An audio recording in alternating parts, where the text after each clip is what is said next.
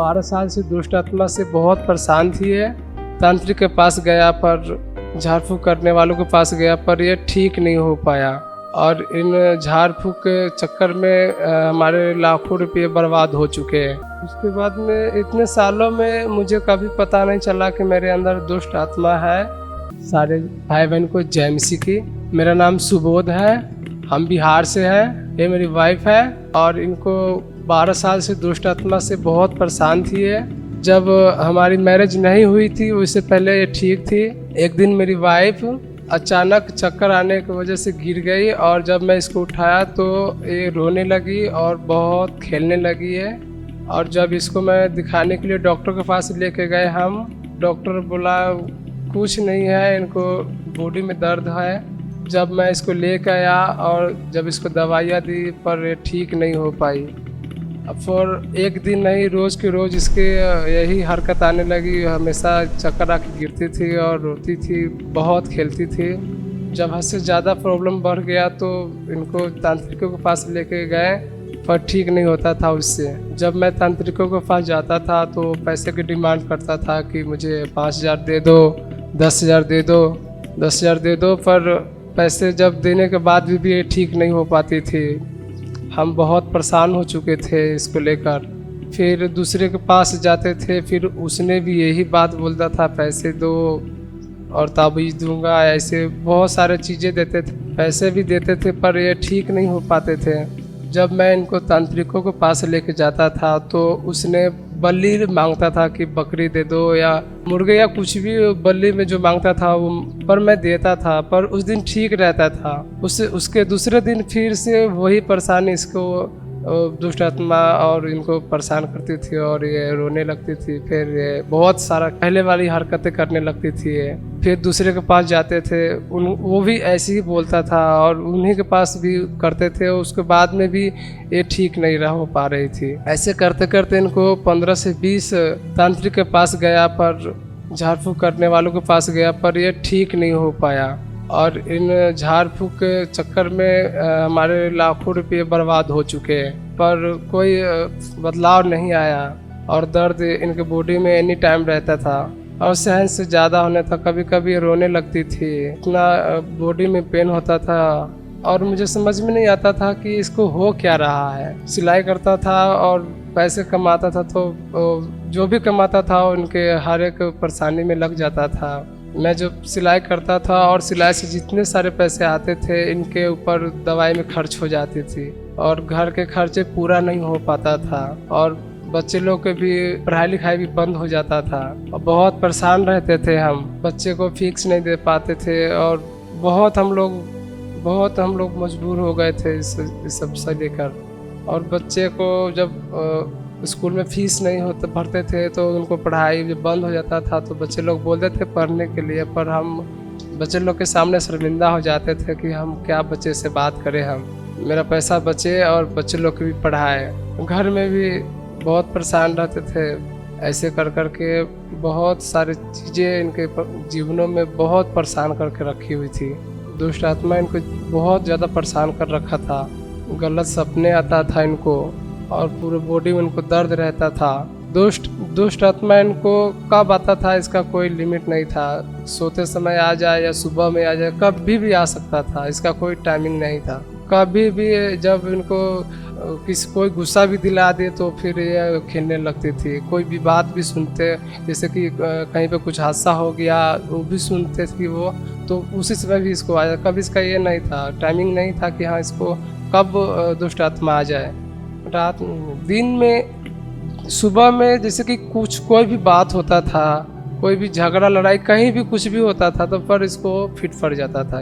दिन में न जाने कई बार इनको ना दुष्ट आत्मा अटैक करता था और ये रोने लगती थी, गिर जाती थी और बहुत खेलने लगती थी ये। और जब खेलती थी तो इनको 5-6 लोग भी पकड़े तो कोई इनको पकड़ नहीं पाता था। इतना इनका बॉडी में पता न कि यहाँ से इतना ताकत आता था इसको, मुझे मालूम नहीं पड़ता था। इनके ऊपर दुष्ट आत्मा को दिन पर दिन इतना अटैक पड़ गया कि हम सोचते थे कि हम अब ऐसे ही ज़िंदगी पर ऐसे ही हम लोग को चलेगा। मुझे लगता था कि ये कभी ठीक ही नहीं हो पाएगी। और दिन पर दिन दुष्ट आत्मा का दबाव बढ़ता जाता था और मैं परेशान हो चुका था। मैं सोचता था कि ये ठीक नहीं हो पाएगी, अब ऐसे ही मेरे जीवन ऐसे ही चलता रहेगा, हमेशा दुख परेशानी में हम लोग रहेंगे। अब कहीं से भी कुछ नहीं मिल पाता था कि हम क्या करें, किसके पास जाए, क्या करें ना करें, कुछ नहीं समझ में आता था।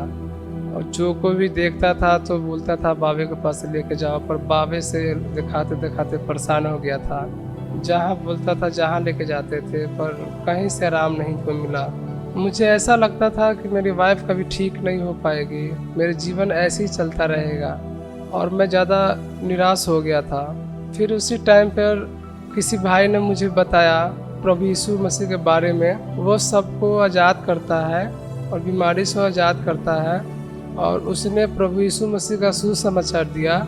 जब उस भाई ने वीडियो भेजने लगा, वो भाई ने मुझे यीशु मसीह के बारे में बताया, और कंचन मित्र मिनिस्ट्री का वीडियो हमारे पास जब आया तो वो जब देखते थे तो मुझे लोगों का विश्वास, जैसे कि लोगों को जब वीडियो भेजी तो मैंने देखा तो मुझे बहुत अच्छा लगा, और जब मैं अपनी वाइफ को दिखाया तो इसको भी बहुत अच्छा लगने लगा।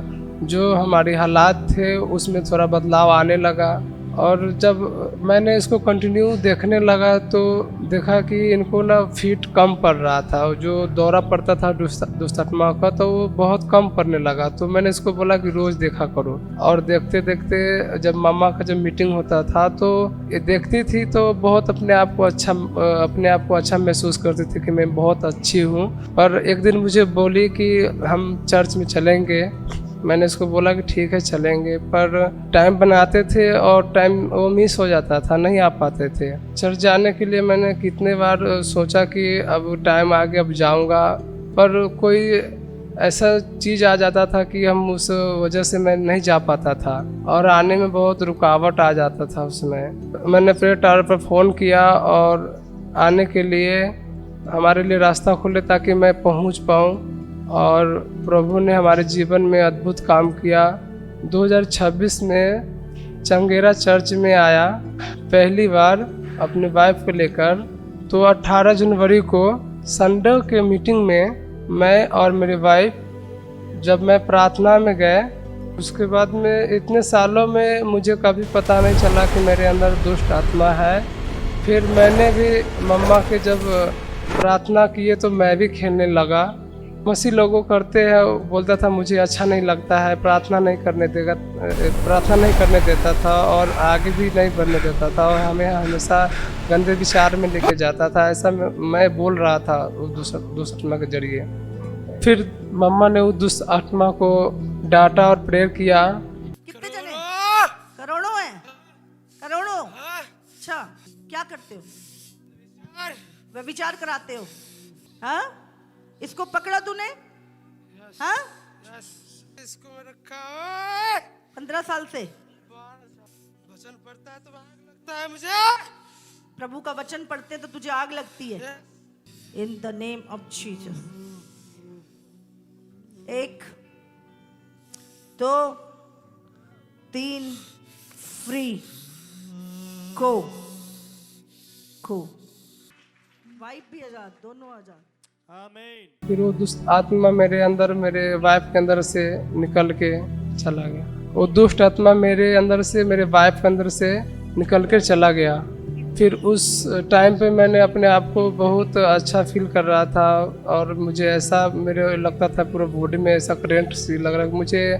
जब उस समय अपने वाइफ से पूछा कि कैसा है तो वो भी बोल रही थी कि मुझे बहुत अच्छा फील हो रहा है, मैं अपने आप को बहुत हल्का महसूस कर रही हूँ, मुझे कोई दर्द नहीं है, कोई परेशानी नहीं है, बिल्कुल मैं अपने आप को बहुत अच्छी अभी देख रही हूँ। जैसे ही दुष्ट आत्मा मेरे जीवन से गई वैसे ही हम दोनों उसी समय आज़ाद हो गए। सभी भाई बहनों को जय मसीह की।